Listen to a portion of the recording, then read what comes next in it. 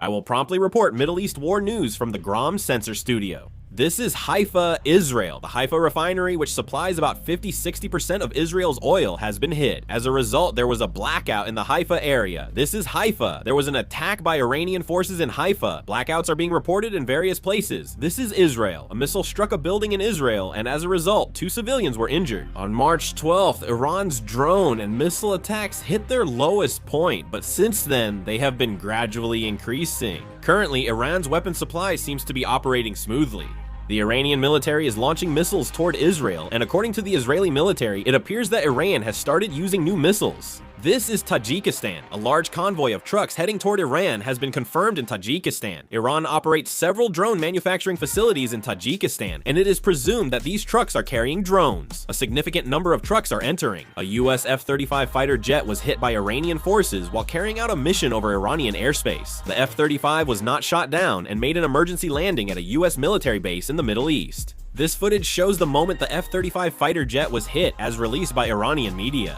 The United States has allocated $644 million for bombs and missiles for F-16 fighter jets in the UAE region, $4.5 billion for the THAAD defense system, and $1.22 billion for advanced medium-range air-to-air missiles. They have decided to provide $2.1 billion in support for anti-drone systems, and for Kuwait, they have decided to urgently provide $8 billion for drone defense systems. The Director of National Intelligence of the United States appeared before the House Intelligence Committee and stated that the United States and Israel are conducting war with Iran with different objectives. There was a US-Japan summit, and at the summit, President Trump said to Japan, "Honestly, we didn't need you, but thank you for participating." Afterwards, Japan stated that President Trump is creating world peace. At the same time, President Trump criticized NATO and also praised Japan. When a Japanese reporter asked President Trump why he didn't inform allied countries about the attack on Iran, he replied, "We wanted a surprise attack. Is there any country more skilled at surprise attacks than Japan? Why didn't the Pearl Harbor attackers inform the United States?" The Israeli Air Force has dropped more than 12,000 bombs on Iran since the outbreak of war, and over 8,500 of these were individual strikes on targets belonging to the Iranian regime, according to military authorities. Prime Minister Keir Starmer told Emir Tamim bin Hamad Al Thani that the UK will keep standing with Qatar and its Gulf allies.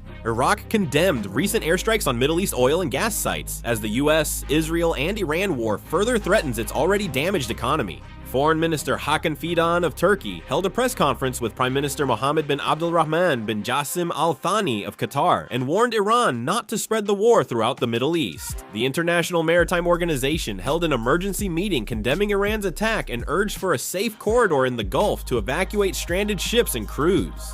When further news is delivered, I will produce and upload a video. This concludes the video. Subtitles provided. Subtitle advertisement.